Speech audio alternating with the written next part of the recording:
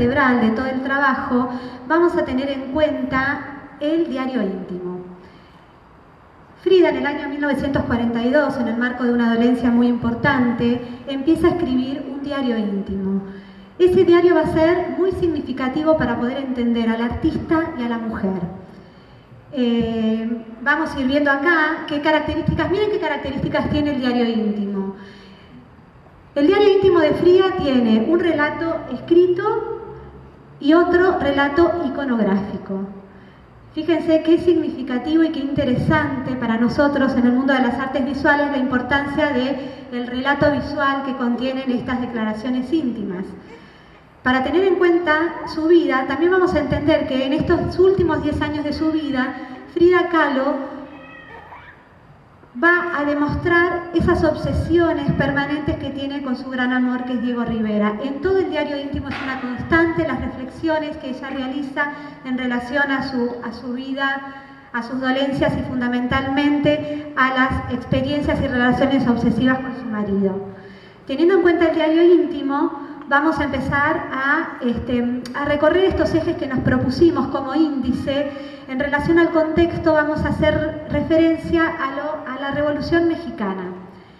¿Por qué vamos a hacer referencia a la Revolución Mexicana? En el año 1910, Porfirio Díaz fue electo por fraude. Era un presidente que vivía inspirado en Europa, donde tenía una mirada occidental en todo, en el arte, en la cultura europea, y donde el folclore y la cultura indígena eran despreciados. Por ese motivo, los artistas mexicanos se exilian, viajan a Europa en busca de libertad. ¿Qué sucedía en México? Hacia 1910, la masa rural era aplastada por los grandes propietarios y la tierra era conquistada por los extranjeros. Es así que comenzó un movimiento espontáneo que recorrió todo el país. Los campesinos fueron sus verdaderos actores. El pueblo se rebeló guiando por Pancho Villa en el norte y por Emiliano Zapata en el sur.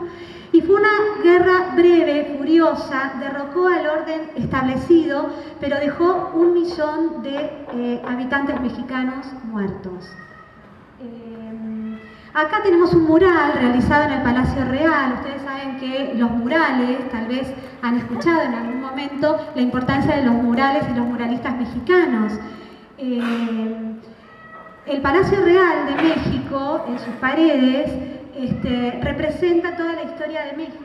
Acá tenemos un mural sobre la historia de México realizado por Diego Rivera, donde, fíjense ustedes, ubica a Emiliano Zapata y a Pancho Villa y que le dan nombre al mural y se llama Tierra y Libertad. Ese fue el lema de la Revolución Mexicana. Llegada la Revolución, empieza a revalorizarse la cultura original, se descubre la identidad, el arte, la música popular y hay un fuerte interés en México por la búsqueda del ideal del mundo americano. Bueno, ¿por qué dijimos esta revolución? Porque Frida Kahlo dice, manifiesta en algún momento, nací con la revolución. Ella cambia la fecha de nacimiento para asociarse a este espíritu revolucionario que fue tan significativo y que marcó tanto la historia de México. Escribe Frida, que se sepa, con este fuego nací, llevada por el ímpetu de la revuelta hasta el momento de ver el día. El día era ardiente, me inflamó para el resto de mi vida. No hay dudas, de un viejo dios del fuego que adoraban mis ancestros. Nací en 1910, tuve esa suerte. Así que es tan significativo que también lo representa en sus obras. Esta es una de las primeras obras de Frida, Adelita, Pancho Villa y Frida. Ella se incorpora en ese contexto. Las Adelitas, el nombre Adelita se denominan así a las mujeres jóvenes que salían a acompañar en las guerras a sus maridos soldados. ¿Sí? Hay canciones populares sobre Adelita y ella le da nombre a ese cuadro incorporándose también en este espíritu de revolución y lucha. Bueno, vamos a hablar un poquito sobre su obra. Sus cuadros, dijimos, son narraciones pictóricas de su biografía. Es muy importante saber que Frida es imposible clasificarla en una tendencia artística, no la podemos incorporar en un estilo específico, no es surrealista. Muchos creen que Frida Kahlo es surrealista, pero no es surrealista. El surrealismo se basa en el mundo onírico, en los sueños y en crear obras que no tengan conexión lógica. Frida dice, yo no pinto sueños, yo pinto mi realidad. Y Frida también define qué es el surrealismo de una manera muy interesante. Ella dice, el surrealismo es esa situación cuando uno abre el armario, encuentra un león cuando uno pretendía tomar una camisa. Esa idea de la falta de relación lógica que ella no se sentía para nada identificada. También es autodidacta, no tiene una formación artística, una formación en arte académica. Los soportes que utiliza en las obras son variados: masonite, láminas de metal, papel, tela, técnicas al óleo, hay bocetos, y también la perspectiva conceptual que no es real. Esta idea de apelar a la perspectiva jerárquica de acuerdo a lo que ella considera que es más importante exaltarlo con ese recurso. Y una constante que vamos a ver a lo largo de toda la obra es el concepto de dualidad. Sol, luna, tiene muy en cuenta todo lo que es la mitología mexicana y también su dualidad sobre su propia vida, que ya lo vamos a tomar. En relación a sus temas, ella pinta, todas sus obras son autorretratos, más de la mitad de sus cuadros son autorretratos, y testimonios y situaciones vividas. ¿Conocen este lugar? ¿Qué es este lugar? El Malva. ¿Saben ustedes que en la Argentina tenemos un Frida Kahlo? Y vamos a tomar ese Frida Kahlo argentino que está en el Malva para analizar un poquito los autorretratos. Los autorretratos son reveladores, proporcionan estados de ánimo, actitud de lucha, desesperación o complacencia. El pelo también representa un estado de ánimo. El rostro siempre es sereno, serio, mira desconfiada. En un momento escribe Frida en su diario que ella entendió que su espíritu de batalla se reflejaba en sus ojos. Entonces dice, me propuse mirar firme hacia adelante y que la lucha continúa a partir de mi mirada. Y vamos a ver cómo mira permanentemente, nos mira permanentemente, una mirada desconfiada, nunca sonríe. Siempre se acompaña de referencias precolombinas, incorpora también animales, plantas, que tienen un significado, eso acompaña su soledad, ¿sí? Fíjense, todos estos son autorretratos. Ella entiende su propia vida a partir de su propio autorretrato. Paso mucho tiempo sola y soy el motivo que más conozco, por eso ella se representa a ella misma. ¿Para qué? Para plantarse y volver a salir adelante nuevamente. Y una de las características también propias de la obra de Frida Kahlo son las referencias escritas. Introduce, ¿sí?, en la obra, a modo de anclaje, textos, ahí los había marcado, textos en cintas, en banderas, ¿sí? ¿Se acuerdan que los chicos de FOBA estamos viendo la importancia del anclaje para un poco evitar la polisemia de la imagen? ¿Por dónde andan? Muy bien. Bueno, miren chicos, acá tenemos los ejemplos del anclaje. Ella introduce el texto, ¿sí?, para un poco romper para que quede claro que su mensaje tiene que ver con esa mirada hacia ella misma. La pintura, las obras que tienen que ver con los testimonios vividos son pinturas liberadoras, ¿sí? Expresa sentimientos y su intimidad trasciende. Dentro de esos temas encontramos los deseos que tiene Frida de tener hijos, sus orígenes y la soledad en el sufrimiento. Vamos a dividir la obra de Frida en 3 etapas. La primera etapa corresponde a un realismo detallista. Acá tiene deseos de agradar y hay influencia del género europeo. Son pinturas lineales, claras, estilizadas, y ella también se presenta de una forma más, tal vez aristocrática, que esa imagen que nosotros estamos acostumbrados a ver en Frida Kahlo.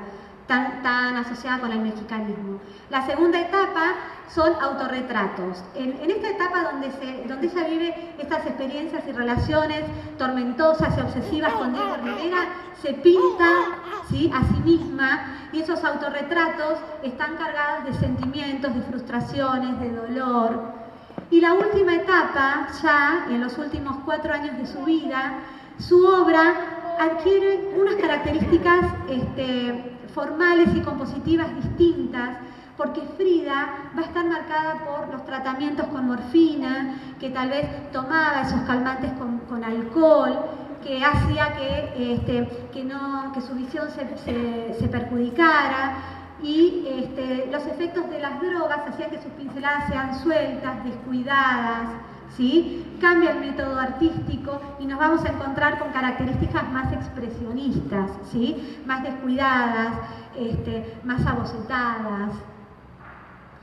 Bueno, con esta presentación que vamos a ir recorriendo ahora toda su vida, teniendo en cuenta estas características que presentamos recién, vamos a ver quién era Frida. Frida Magdalena Carmen Frieda Kahlo Calderón.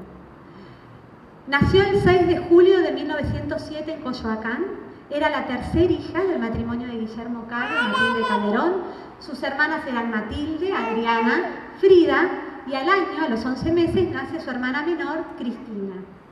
En 1913, a los 6 años, Frida enferma de poliomielitis y su pierna izquierda quedó inválida, muy delgada, y ella sentía vergüenza por ese aspecto físico de su pierna, y vamos a ver que siempre lo esconde, ¿sí? Cuando se pinta a sí misma, esconde esa pierna que le da vergüenza, y también empieza a vestirse con esos vestidos largos también para disimular esto que ella trae desde los 6 años. Bueno, este es el primer árbol genealógico que realiza Frida. Frida, dijimos que dentro de esas obras que tienen que ver con testimonios personales, le interesa mucho el tema de sus orígenes. Acá realiza un árbol genealógico donde está Frida en la Casa Azul, en esa Casa Azul donde Frida nace y donde Frida muere. Ahí se representa con 3 añitos sosteniendo con una cinta roja a los abuelos maternos, que son de descendencia mexicana, indios, y a sus abuelos paternos los ubica, observen dónde los ubica, en el océano, porque eran alemanes. Su papá alemán y su mamá mexicana.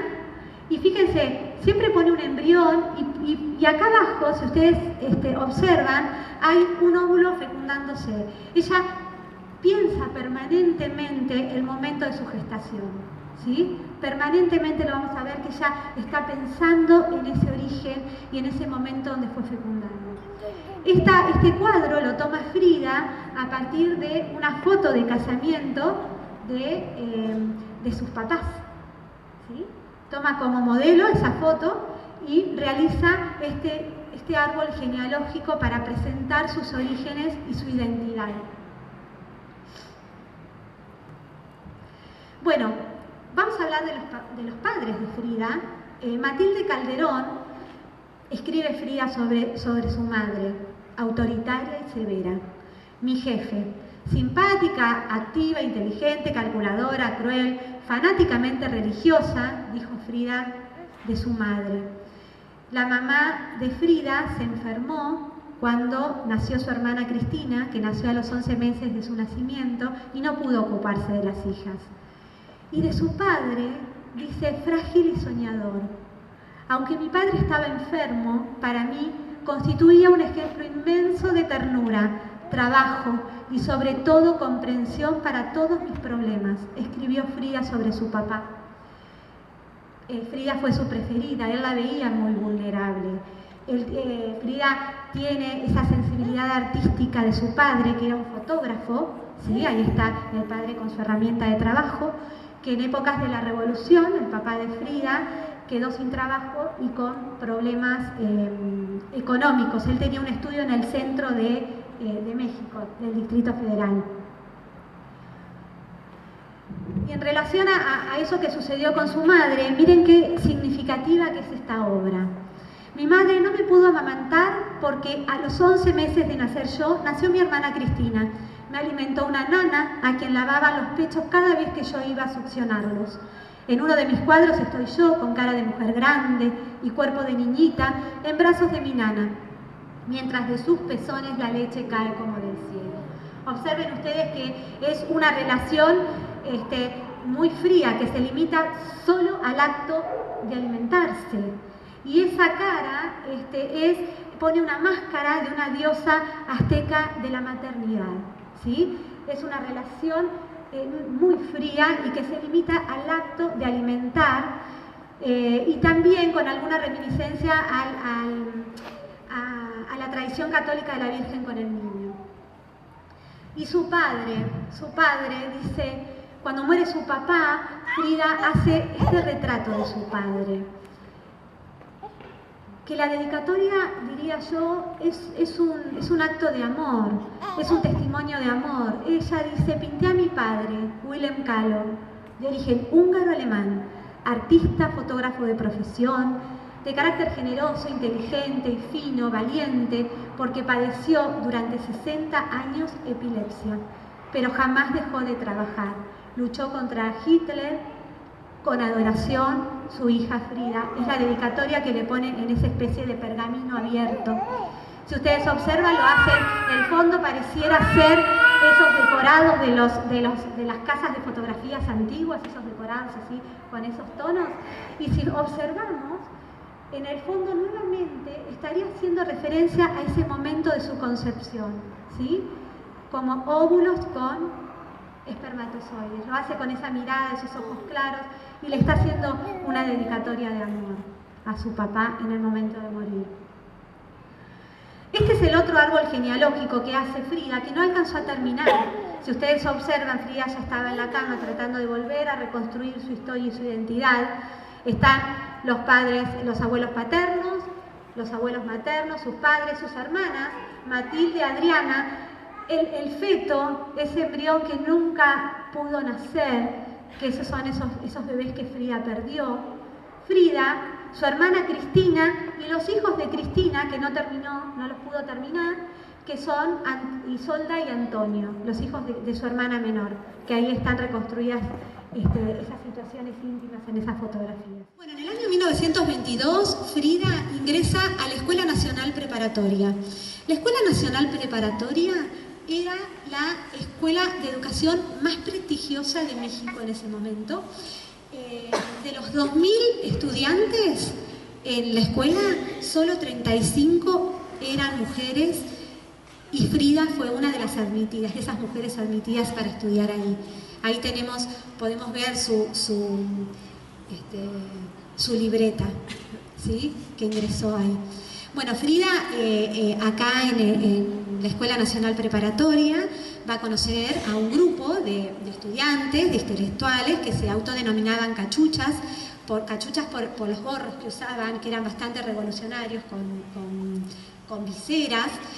Eran un grupo que predicaba, que eran admiradores del ministro de Cultura, Vasconcelos, y de sus ideas socialistas sociales, ¿sí? Bueno, en ese momento que Frida ingresa, miren, ¿saben quién estaba pintando un mural en ese colegio?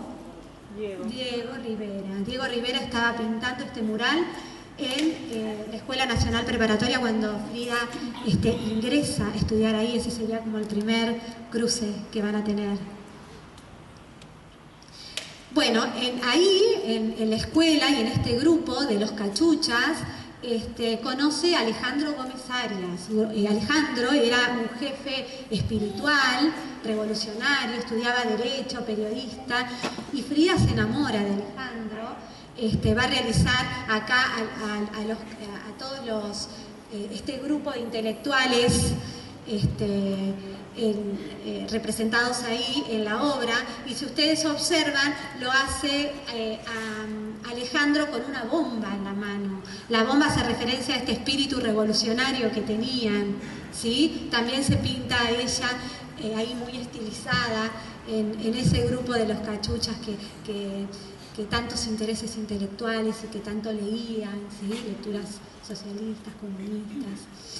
Bueno, en este momento Frida tomaba clases de dibujo con un grafista publicitario, Fernando Fernández, era amigo de su padre. Y estas serían, ¿recuerdan que nosotros dividimos la obra de Frida en 3 etapas? Estamos en la primera etapa de Frida. Observen ustedes qué características tiene la obra. ¿Sí? Muy europea, estilizada, con contornos claros, hacia esos fondos de flores estilizadas. Bueno, hay un acontecimiento que va a cambiar la vida de Frida para siempre. Es un terrible accidente. Ella iba con Alejandro, con su novio, en un tranvía y choca ese tranvía. Y ella va a cambiar su vida para siempre a partir de ese accidente tan tremendo.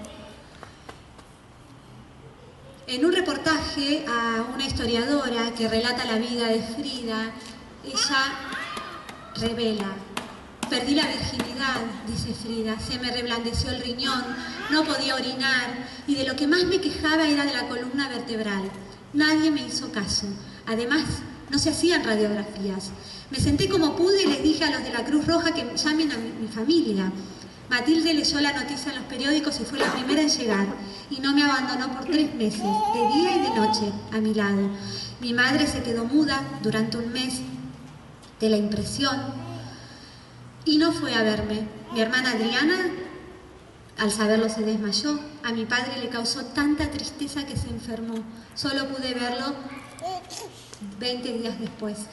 Y en el año 1940 ella vuelve a reconstruir esa escena tan tremenda que vivió, realizando ese retablo, donde está ahí presenciando la Virgen de los Dolores ese tremendo accidente, y nuevamente con ese anclaje y con ese pergamino que abre, hace referencia a que los esposos, Guillermo Calo y Matilde Calo, dan las gracias a la Virgen de los Dolores por haber salvado la vida de su niño.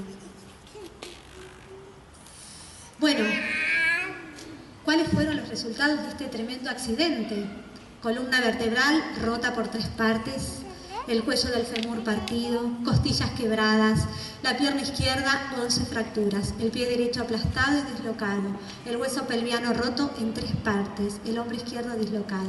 La rampa de acero del autobús le traspasó el vientre, penetrando por el costado izquierdo y saliendo por la vagina.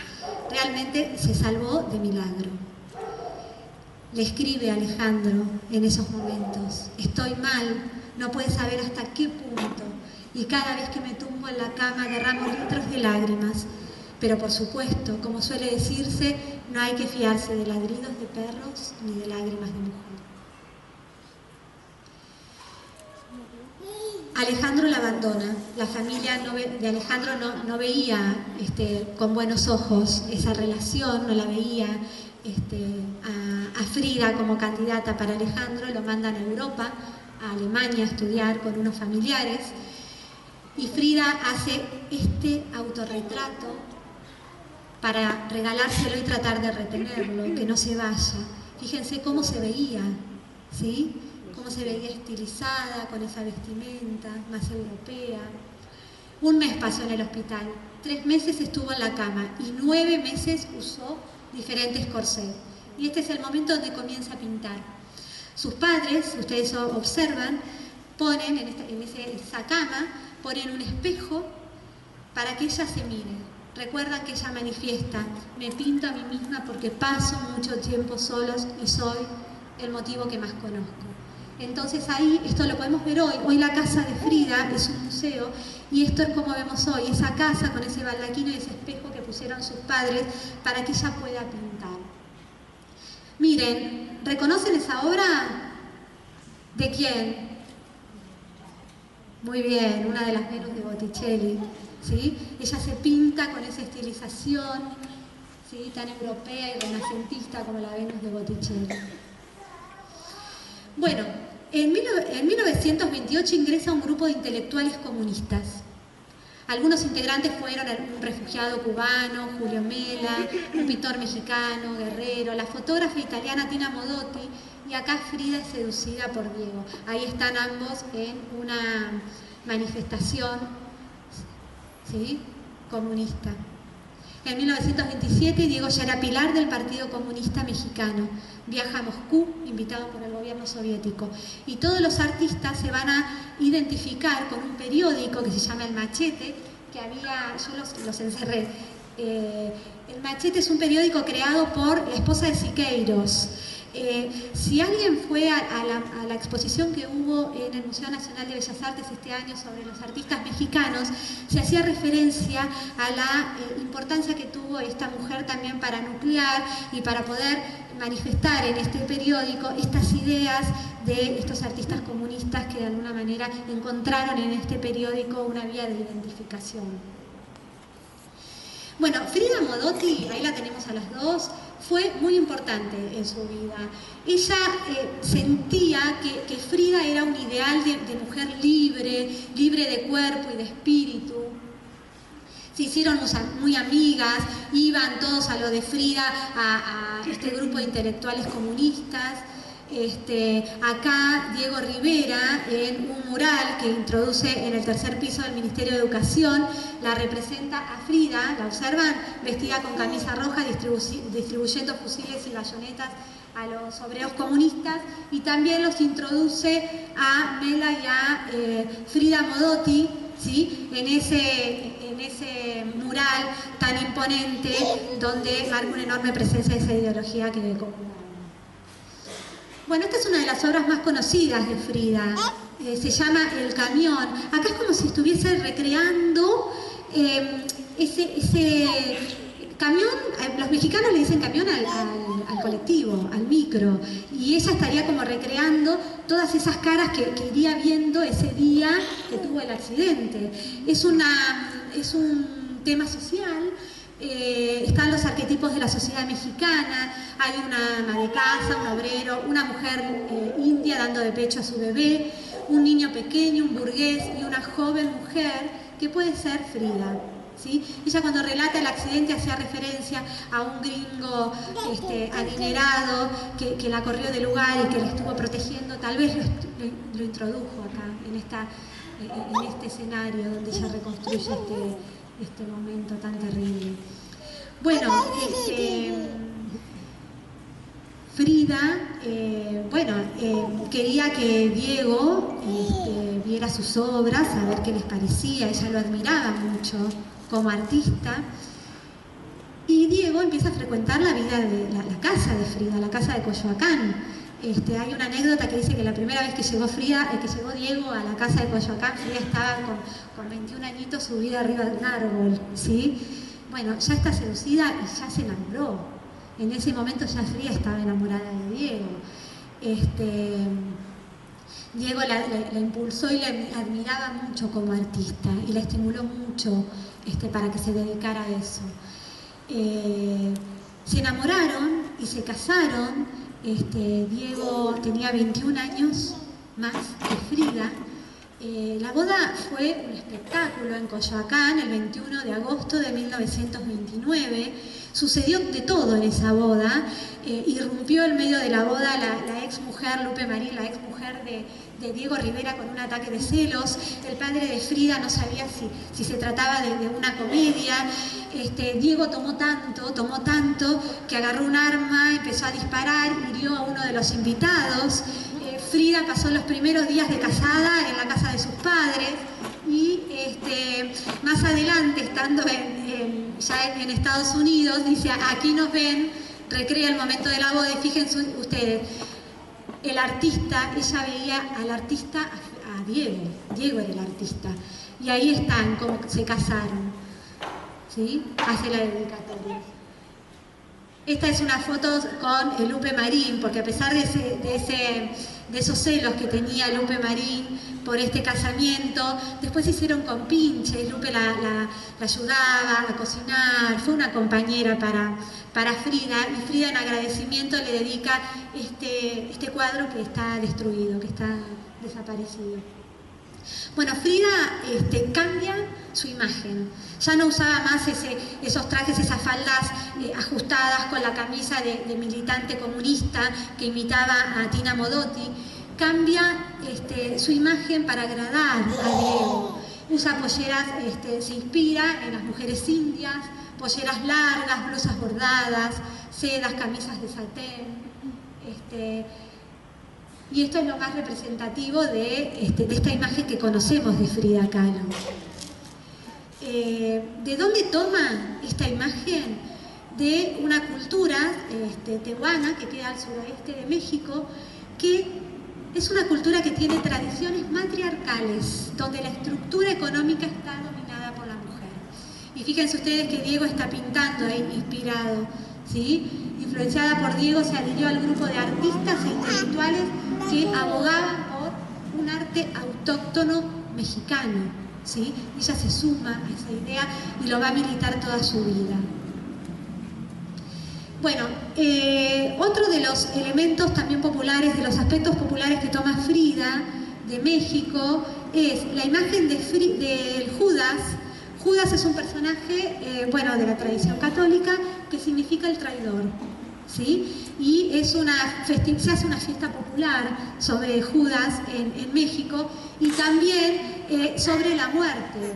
¿Por qué? Porque la muerte en México es entendida como una transición, es una festividad, ¿sí? No es un acto de tristeza, sino es un nacimiento hacia otro tipo de vida, y así se lo celebra en México. Y ahí pone, en esta obra que se llama Los habitantes de México, pone a Judas, una niñita que está ahí presenciando, que puede ser ella, una imagen azteca, y la muerte, presenciando ahí. Y esa imagen proviene de Guadalupe Posadas, que era una artista que representaba mucho estas festividades populares, este culto a la muerte entendida como una sátira. Hay un texto, ahí ponía una declaración de Guadalupe Posadas que dice que la muerte es democrática, ya que todos, dice, los ricos, los pobres, todos terminamos siendo calavera, entonces hace como una sátira de la imagen de la muerte, que es tan popular esa imagen en México. Bueno, Frida queda por primera vez embarazada y sufre su primer aborto. En este momento el Partido Comunista lo va a echar a Diego Rivera del grupo del Partido Comunista, porque Diego empieza a trabajar para el embajador de Estados Unidos y para la burguesía norteamericana. Y por este motivo también Frida rompe con todas esas amistades de este grupo comunista que ella se identificaba tanto con Tina Modotti, rompe todas las relaciones por este acontecimiento. En noviembre de 1930 se trasladan a Estados Unidos por 4 años. A Diego le va bárbaro, gana mucho dinero, hacía muchos murales, era muy reconocido. En Estados Unidos se lo consideraba como el embajador del arte latinoamericano, y manda a construir la casa estudio de San Ángel, esa casa tan característica que podemos ver ahí, ¿sí? Que tiene una especie de puente entre una casa y otra, también para instalar la idea de independencia en este matrimonio, ¿sí? Hay un puente que los une y cada uno puede estar de forma independiente. Y ahí la vemos viajando a Estados Unidos. Él empieza a gozar de todo este reconocimiento y Frida empieza a sufrir de soledad, ¿sí? En Estados Unidos. Vivía a la sombra de Diego, no tenía entusiasmo. En este momento también Diego compra la casa de Coyoacán para ayudar a su suegro, que tenía problemas financieros, y le deja el derecho de habitar en su casa durante toda su vida. Empieza acá todo lo que es un intercambio de cartas con el doctor Schloesser, que lo conoce en San Francisco, y ella le manifiesta: me aburro durante horas. Este médico va a ser muy importante en su vida. De hecho, se ha publicado un libro que se llama Mi querido doctorcito, con todas estas correspondencias que ella le mandaba a este médico amigo que tanto la acompañó en momentos de mucho dolor. Sí. Queda embarazada por segunda vez, contra el pronóstico de los médicos, pierde a su hijo. y Frida está muerta de dolor. Diego la acompaña al hospital Henry Ford y le lleva colores, lápices, consciente que el arte podría salvarla, ¿sí? Y podría ayudarla a superar esta tragedia. Y va a hacer dos obras muy significativas. Esta que se llama La Operación Cesárea, donde hay como una secuencia de lo que sería ese proceso de nacimiento que ella pensó, porque los médicos le habían dicho, si el embarazo llegaba a término, sí o sí iba a ir a cesárea. Entonces ella fantaseaba cómo iba a ser su cesárea y representa ese momento de dar a luz. Y la otra obra que es muy significativa es esta que se llama Henry Ford Hospital, que pone en la cama, una cama grande que está... Ahí dice julio de 1932, el momento que ella pierde a su bebé. Hace una cama que le queda grande en un paisaje industrial que la llena de frialdad. ¿Sí? Ese paisaje industrial, para ella el paisaje industrial no tenía vida, ¿sí? Era frío. Y está sosteniéndose sobre su vientre, que aún está hinchado, sostiene distintas venas que están enlazando esa lectura que hacía sobre ese momento que estaba viviendo. El niño perdido, el caracol significa la lentitud del aborto, ¿sí? Ella quiere representar lo lento que fue este proceso de pérdida. La maqueta de la pelvis, que fue el motivo, ¿sí? El motivo de su aborto. La máquina la representa como lo defectuoso, ¿sí? Para explicar científicamente esto defectuoso, ¿sí? que ha vivido en este momento. La orquídea violeta significa sexualidad y sentimiento, porque está triste, ¿sí? Es una flor triste porque es las flores que le llevó Diego en el momento que cuando ella queda internada después de perder el bebé, la hace triste, y para ella es esta unión del amor y la sexualidad. Están tristes. Y la pelvis fracturada, que fue el motivo del aborto. Bueno, acá estas obras, empieza a pintar estas obras donde cada vez se instala la crítica hacia Gringolandia. Gringolandia, ella decía que Gringolandia era Estados Unidos, ¿sí? Hace autorretrato en la frontera entre México y Estados Unidos. Fíjense que se introduce en un eje central, un eje central con un vestido rosado, que no sería esa vestimenta común que ella usaba, y se pone, ella está marcando un eje central entre esos dos mundos, ¿sí? La naturaleza de México y ese mundo dominado por la máquina, por la industria que es Estados Unidos. Abajo, no sé si se va a alcanzar a ver, ¿sí? Hay una máquina, una fuente de energía de una maquinaria de Estados Unidos que se nutre de las plantas mexicanas, ¿sí? Fíjense ustedes, tiene en su mano la bandera mexicana y en la otra mano, que no se alcanza a ver, tiene un cigarrillo. Y este es el único collage que hace, que dice allí cuelga mi vestido, también hace lo que representa su mirada sobre el capitalismo, fundamentalmente norteamericano. Bueno, en marzo de 1933 murió la mamá de Frida, fueron a México, después vuelven a Estados Unidos porque Rockefeller había contratado a Diego Rivera para pintar este mural, que es la única foto que tenemos, el mural en el Rockefeller Center, donde a Diego se le ocurre introducir en el mural a ¿quién? A Lenin, justamente en el Rockefeller Center. Bueno, le dijeron que tenía que sacarlo de ese mural. Diego se niega, entonces destruyen ese mural y lo único que se conserva es esta foto que sacó una amiga fotógrafa de Frida. Después el gobierno mexicano le da las paredes a Diego del Palacio de Bellas Artes para que pueda concretar este proyecto de mural en esas paredes. Por eso hoy el Palacio de Bellas Artes de México tiene en una de sus paredes ese mural representado. Bueno, después de este fracaso que tiene en el Rockefeller Center, vuelven a México. Frida sufre un nuevo aborto, se debilita su salud y acá representa su nacimiento. Miren ustedes, el nacimiento de Frida.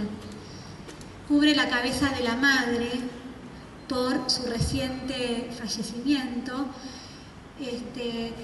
La única cara que se ve, la cara de la madre no, pero está la Virgen de las Angustias llorando en esa realidad.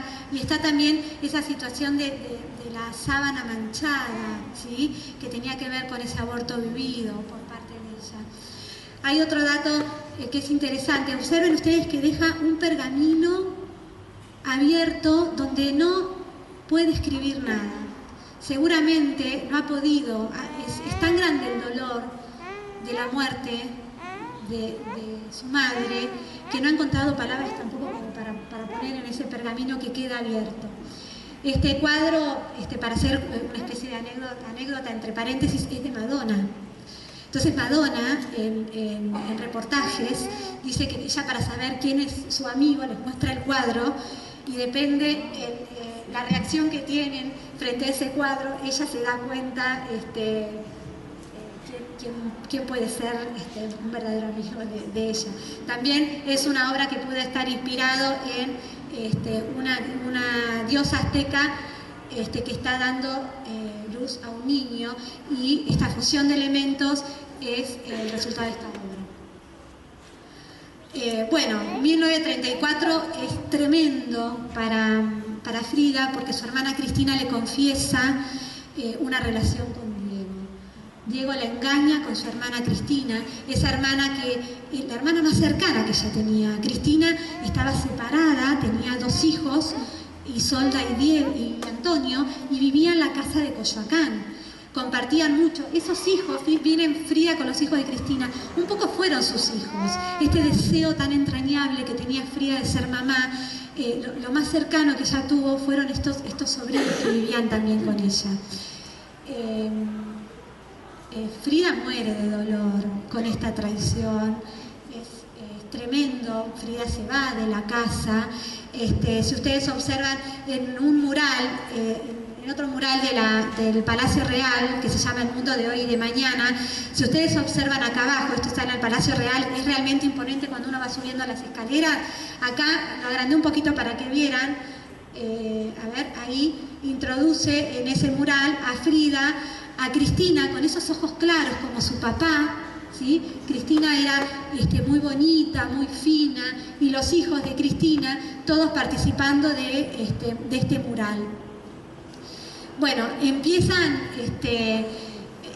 cuanto más es el dolor que siente Frida, más sangrientas son sus obras. Esta obra se llama Unos cuantos piquetitos. En realidad esta obra, Frida, toma ese nombre de la obra, Unos cuantos piquetitos, de un asesino. Ella lee en el diario, un asesino que había matado a su mujer.